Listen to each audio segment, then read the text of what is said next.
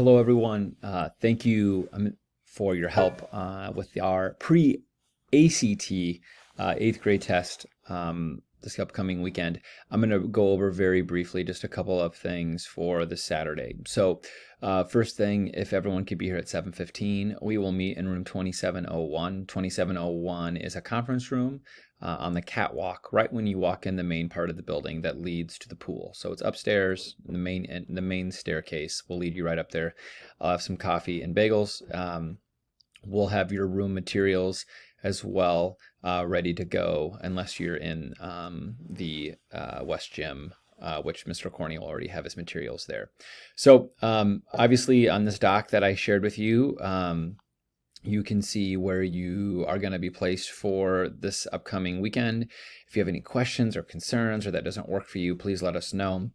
Again, standard time we think will end between 11:15 and 11:30. Accommodated, we sort of will have everybody out of here between 12:30, 12:45-ish. We will not test until 2 p.m. So if you have any questions again about timing or your weekend, just let us know.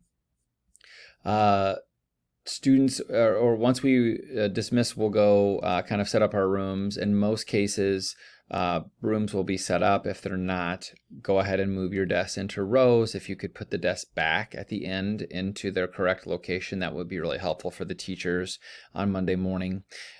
You can have the students help you put the desk back at the end of testing. You should not be doing that on your own.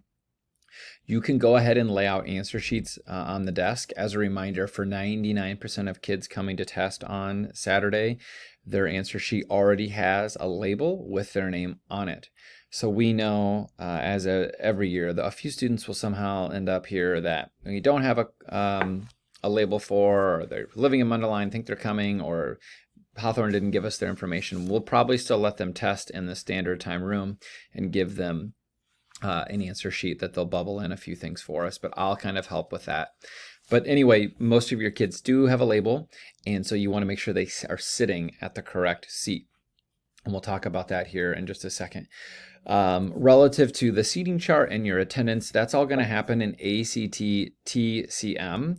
So you all have accounts if you need one. If you're a hall monitor, you won't need to access this, but if you're in the classroom, you will access this. You will go ahead and click on Room Supervisor with our date, which is in this window. And then typically when you log in, you get something close to this kind of setup. It may actually be the room you're assigned to.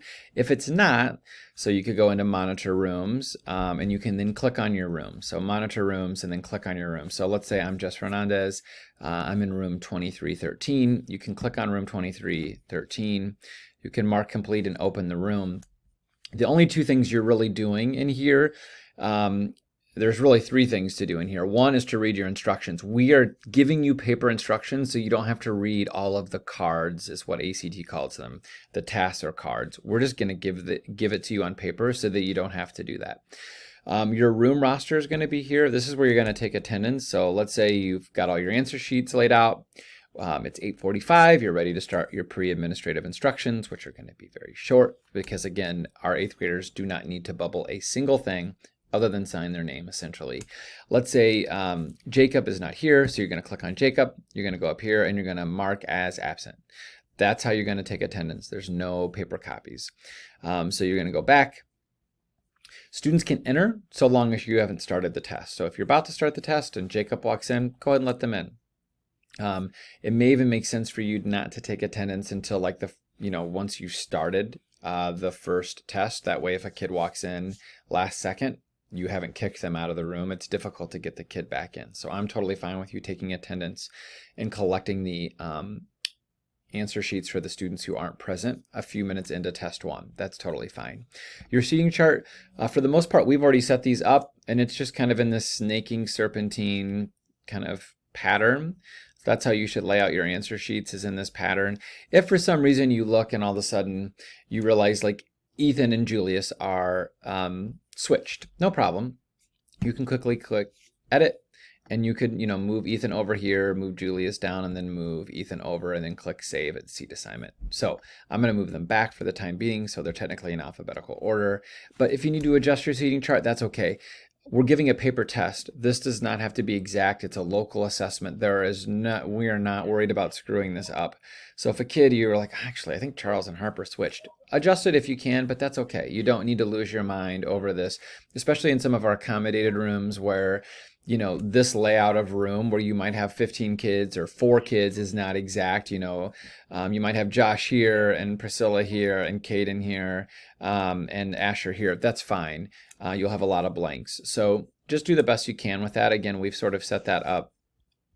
If I go back then, so I'm taking attendance. I can view my seating chart. If you really want, I would encourage you not to do this. We're going to give you, that's linked on this document, the standard time script and the accommodated script will be here shortly, where you can just go old school and read the instructions.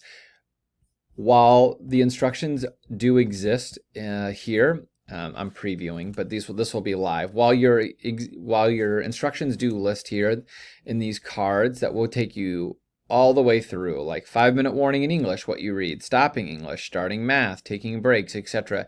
At the beginning, there's just a lot of unnecessary script for you to follow, and so my encouragement would be just to use our paper copy. I can submit your times after the fact when you're done. And so again, you're going to note your times in our script, which is right here. There's a place for you to log your start and stop times here. So the start, the 5 minutes, and the stop time, and I can enter those into ACT TCM. It'll just save you time, and I think get the kids out if you're a little faster. So again, typical strip, what you read, what you don't read. Again, we've narrowed this as much as possible. Again, the students do not need to bubble in all the crazy things. They're going to just have to sign their name. And again, our instructions tell you explicitly what to do. So there's that. Again, we'll have an accommodated room script and then the standard time scripts. If a student, again, doesn't have, later they show up, we tell them they're going to be in your room. What do I do if they don't have a label? You're just going to have them bubble their name. If I bring you an answer sheet, just have them bubble their name. All the other things that need to get bubbled, I'll take care of that on the back end after test day. So don't worry about that. The last thing you'll do, of course, that's in your instructions is distribute those test booklets. You're going to stop and record those start times. Again, accommodated students, if you have students pacing at different durations or different speeds, Allison's going to kind of clarify in the directions how you approach that. Kathy Marcel will be here to help you on test day. But again, it's a local assessment. We can't screw this up.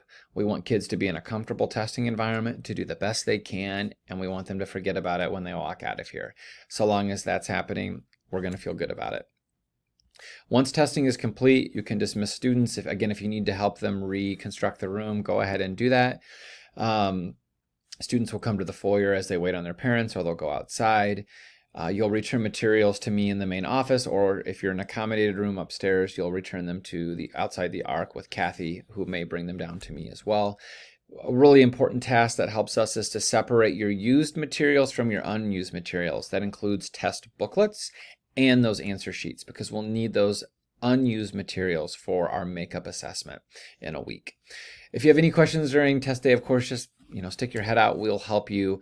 Again, this is going to be a pretty straightforward test, and we really, really appreciate you helping us out on a Saturday morning. Thank you.